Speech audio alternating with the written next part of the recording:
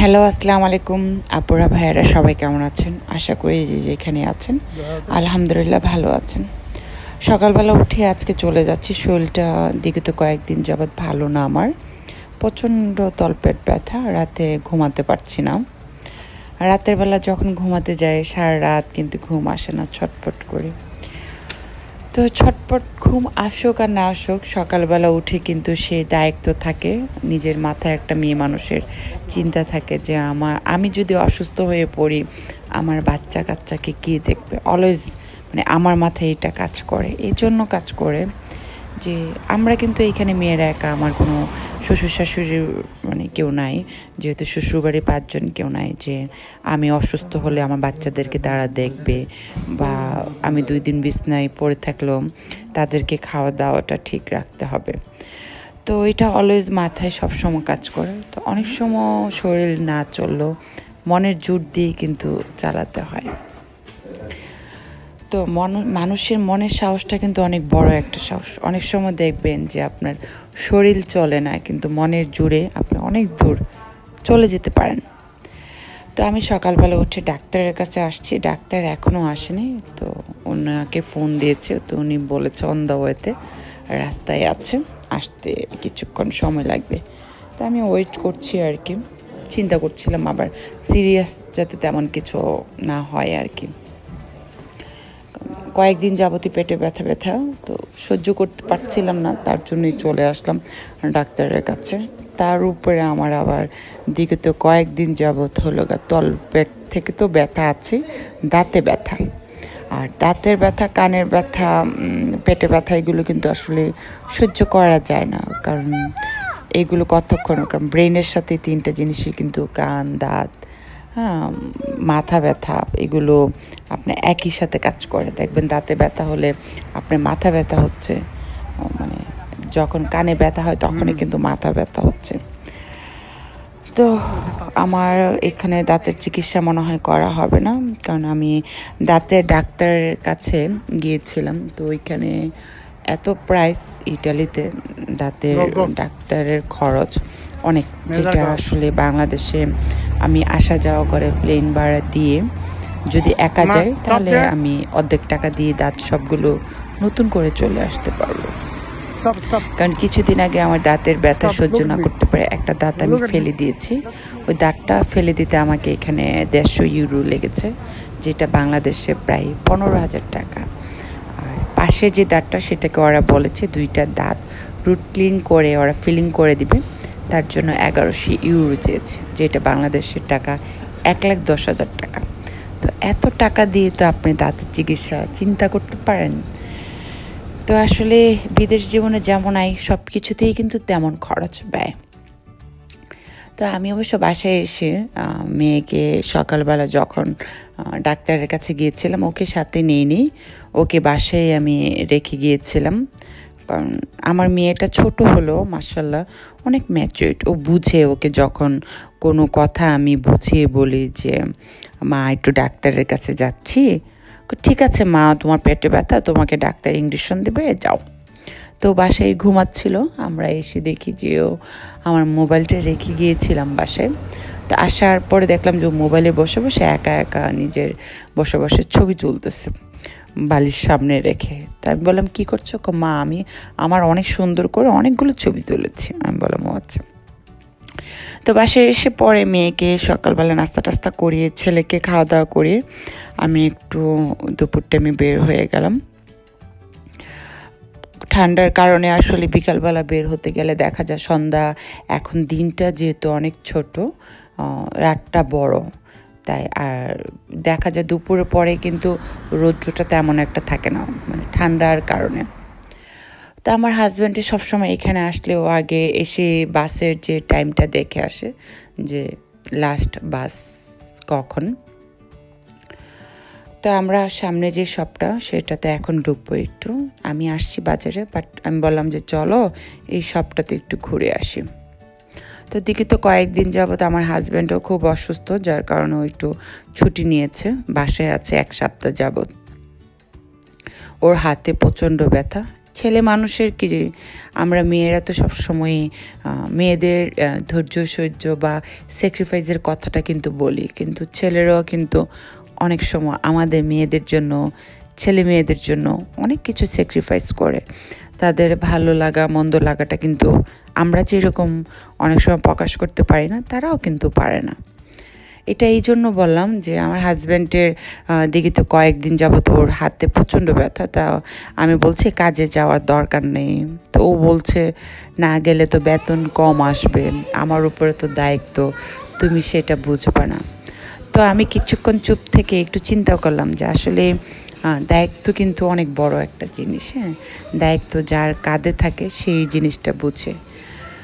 তো বাবাকে দেখতাম, বাবার কাছে যখন ছিলাম বিয়ের আগে বাবার বাড়িতে, বাবা বাজার করে নিয়ে আসতো, মা গুছাতো, তখন কিন্তু এই চিন্তা এই বিষয়গুলি কখনো ভাবি নাই যে একটা ছেলে মানুষের দায়িত্ব বা একটা মেয়ে মানুষের দায়িত্ব। কিন্তু আজকে বিয়ে হয়েছে, মা হয়েছি, হ্যাঁ, নিজের হাজব্যান্ডকে দেখছি, এখন বাবা মার বা কষ্টটা, মার কষ্ট বলেন বা বাবার কষ্ট বলেন, সেটা এখন বড় হয়েছে দেখে এখন অনেকটাই বুঝি। তো প্রত্যেকটা ছেলে মেয়েকে আল্লাহ যাতে তৌফিক দে বাবা মার কষ্ট বোঝার জন্য, শুধু বাবা মার না, হাজব্যান্ডের কষ্ট বোঝার জন্য। কারণ একটা হাজব্যান্ড কিন্তু আমাদের রাত নাই দিন নাই কষ্ট করে, তারা আমাদের জন্য উপার্জন করে। ছেলে মানুষ যে উপার্জন করে তারা আসলে কয়েক টাকা নিজের তোলে খরচ করে, এটা আমরা মেয়েরা কি কখনো চিন্তা করে দেখেছি?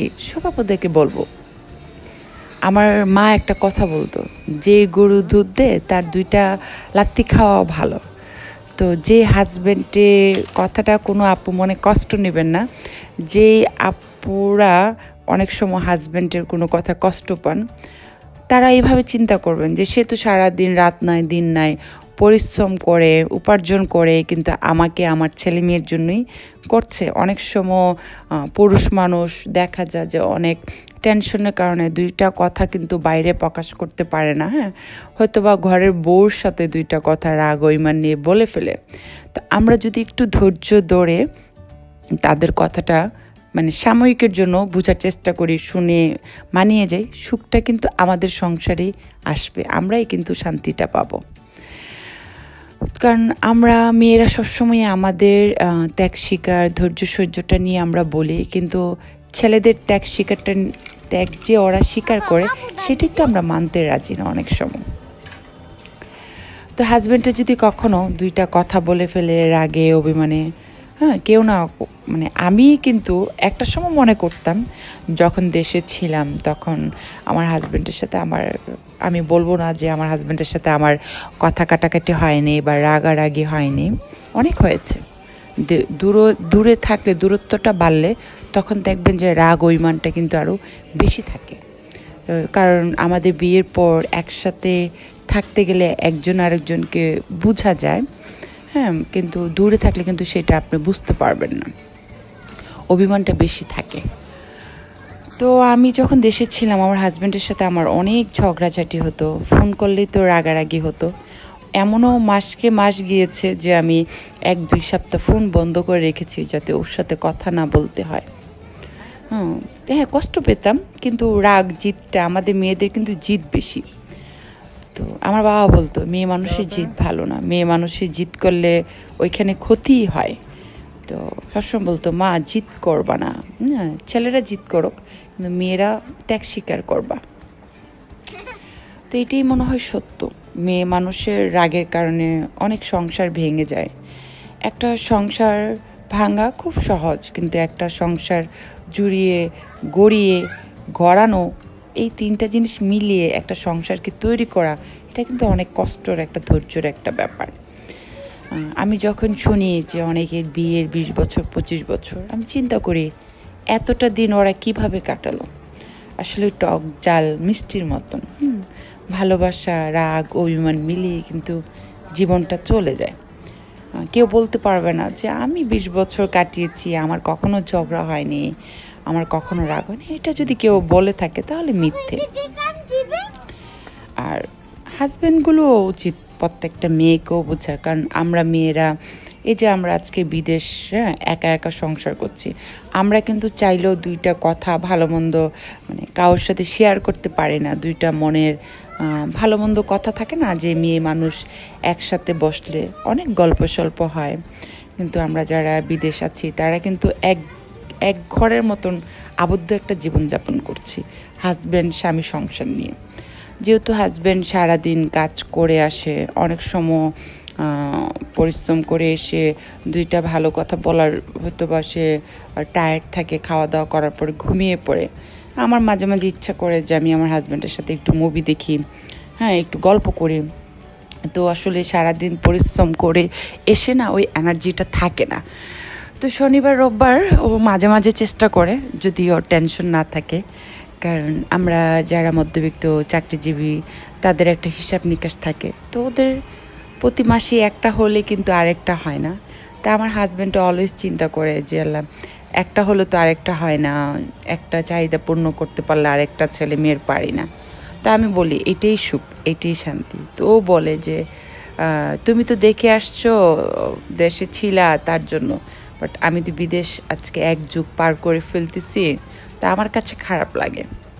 তো ও নিজের জন্য কিন্তু কথাটা বলে নেই, ও কাদের জন্য বলেছে, আমার জন্য, তো আমার ছেলে মেয়ের জন্য, বা আমার শ্বশুর শাশুড়ির জন্য। এটাই তো, বাবা মা, ছেলে মেয়ে, বউ, ভাই বোনদের জন্য। অনেক সময় বলে যে আমি হয়তো বা আমার ভাই বোনদের জন্য কিছু করতে পারিনি। তো এই চিন্তাটা যে করে না, এটাও আমার কাছে অনেক ভালো লাগে। কারণ বর্তমান যুগের ছেলেরা, মানে আমারও তো একটা ছেলে আছে, ছেলেরা বিয়ে করার পর ওরা ভুলে যায় যে ওরাও তো কোনো মার সন্তান, কোনো ভাই বা কোনো বোনের ভাই। তো এটা সবারই মনে রাখা উচিত। শুধু বিয়ে করলে বউর দায়িত্ব এটা না, কারণ আপুরা কেউ আমার কোনো কথা কষ্ট নেব না, যে সবাই এক না, সব পাঁচটা আঙ্গুল যেরকম সমান না, তাই মানুষও কিন্তু একই রকম চিন্তাধারা রাখে না। তা আসলে যে যেরকম চিন্তা করবে তার সাথে কিন্তু 2 দিন আগে পর ওরকমটাই হয়। আপনি পজিটিভ চিন্তা করবেন, ভালো চিন্তা করবেন, আপনার সাথে হবে। আর আমি যদি কোনো কিছু পাওয়ার আশাই করি, তাহলে তো আমি এই দুনিয়াতেই সব কিছু পেয়ে গেলাম। কিছু কিছু জিনিস মানুষের পরকালের কথা চিন্তা করে করা উচিত, যে আমি যদি ভালো কোনো কর্ম করে রেখে যাই, সেটা কিন্তু আমার পরকালে কাজে আসবে। আল্লাহ কাকে কোন উসিলা কাকে কখন ক্ষমা করে, এটা অবশ্য আল্লাহ রব্বুল আলামিনের ভালো জানে। আর আল্লাহর সন্তুষ্টির জন্য মানুষের উচিত ছোট ছোট কাজ হোক, যেটা আল্লাহ খুশি হবে, যে আর কাউ না, বউ না, মা না, সন্তান না, প্রত্যেকটা মানুষই যেন আমি এটা আল্লাহর সন্তুষ্টির জন্য এই কাজটা করলাম। সেটা 1 টাকা কাউকে দান করাই হতে পারে, হয়তো বা আল্লাহ চাইলে উসিলে আমাদেরকে ক্ষমার দৃষ্টিতে দেখতে পারে। অনেক সময় আমার হাজব্যান্ডে বলে যে এত পাপ করি, ভালো মন্দ, আল্লাহ কি আমাদেরকে ক্ষমা করবে? তা আমি ওকে বলি যে দেখো, আমরা মারা সন্তানরা এত অন্যায় করে বা রাগ অভিমান করে, আমরা কিছুক্ষণ তাদের উপর রাগ করে থাকতে পারি না। তো যে আল্লাহ আমাদেরকে সৃষ্টি করেছে, ওই আল্লাহ কি আমাদেরকে মাপ না করে থাকতে পারবে? তা আল্লাহর কাছে চাইতে হবে যে আল্লাহ যাতে ক্ষমার দৃষ্টিতে আমাদেরকে দেখে।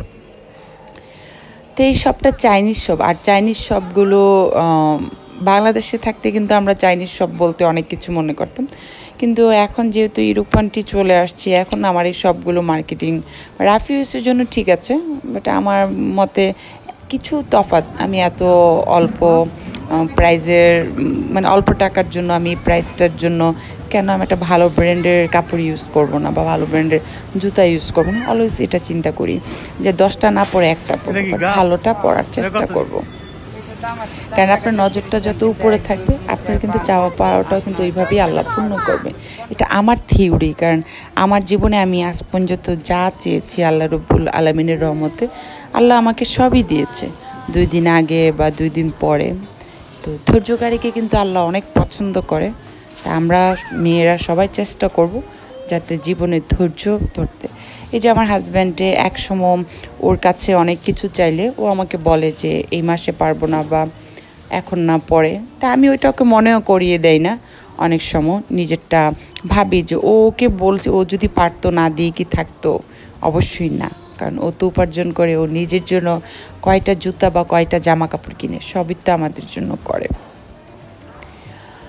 তো এটা চিন্তা করে আমরা মেয়েরা যদি শুকরিয়া আদায় করি, সুখটা আমাদের সংসারে আসবেই।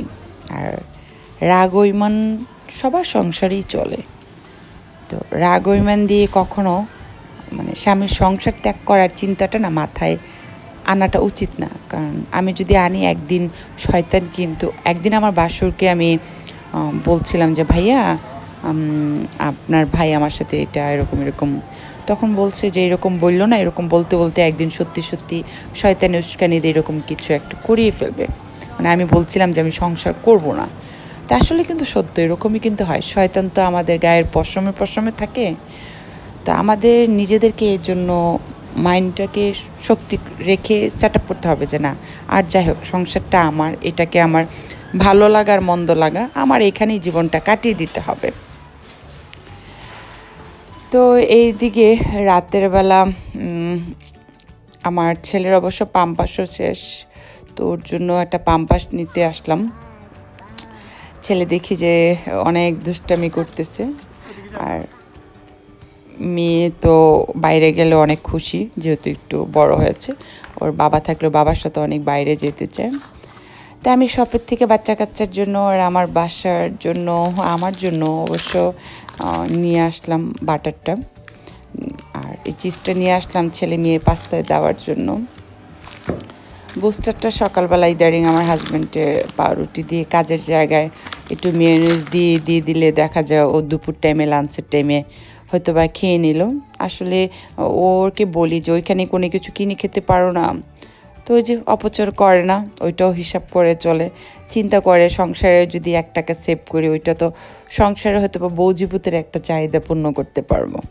আগে কিন্তু ওর এই চিন্তাটা ছিল না। আমি যখন দেশে ছিলাম, ওকে যখন আমি ফোন দিতাম সকালবেলা কোথায় কফি শপে, এই তো নাস্তা করতে আসছি, কিন্তু এখন আর ও চাইলেও কিন্তু আসলে যতদিনই ও বাইরে কফি খেতে গিয়েছে সকালবেলা দেখে হয়তো বা আমাকে নিয়েই গিয়েছে, ছেলে মেয়েকে সাথে করে নিয়েছে, ও একা একা গিয়ে আর কফি টফি খায় না।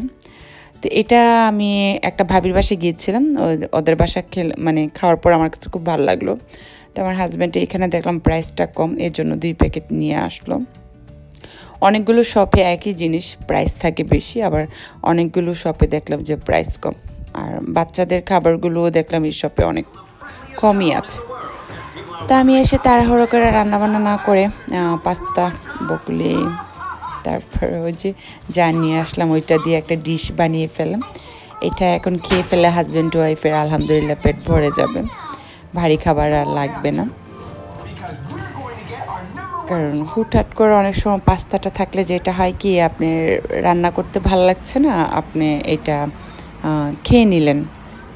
মাঝে মাঝে আমি এটা করি যে রান্না করতে ইচ্ছে না করলে আমি একটু পাস্তা রান্না করি, দেখা যায় খেয়ে নিলাম। অবশ্য আমার হাজব্যান্ডে কখনোই ও খাওয়া দাওয়া নিয়ে আছে না যে বলে এটা রান্না করলে না কেন, ওইটা করলে না কেন, এরকম কখনোই ওর থাকে না। ওকে যদি একটা ডিম ভেজেও ভাত দিই ও খেয়ে নেয়। তো রাতের বেলা আমার মেয়ে বলছে যে ও আইসক্রিম খাবে। তো আমার হাজব্যান্ডে বলতেছে যে ওই যে কাঁঠালের বিচির মতন একটা দেশে একটা পাওয়া যায়, ওইখানে চলো, আমরা একটু হেঁটে আসলাম। কারণ ওদের ছুটি নিয়েছে যেহেতু, এমনি তো যেহেতু কাজে থাকে তখন তো চাইলেও বের হতে পারি না, মেয়ে যেহেতু বাসায় থেকে, ওই কথা চিন্তা করে একটু বাসার থেকে বের হওয়া। তাই আমি বললাম ওইখানে গিয়ে এখন পাবো নাকি। ওইটা অবশ্য 7:30 বাজে বন্ধ হয়ে যায়। আগে কিন্তু 9টা বাজেও কিন্তু অনেক আলো থাকতো, আর এখন ধরেন 5টা বাজলেই দেখা যায় 4-5টা পুরোটাই মানে অন্ধকার হয়ে গেছে। মানে আগের মতন আর দিনের আলোটা পাওয়া যায় না, সন্ধ্যাটা হয়ে যায় খুব তাড়াতাড়ি।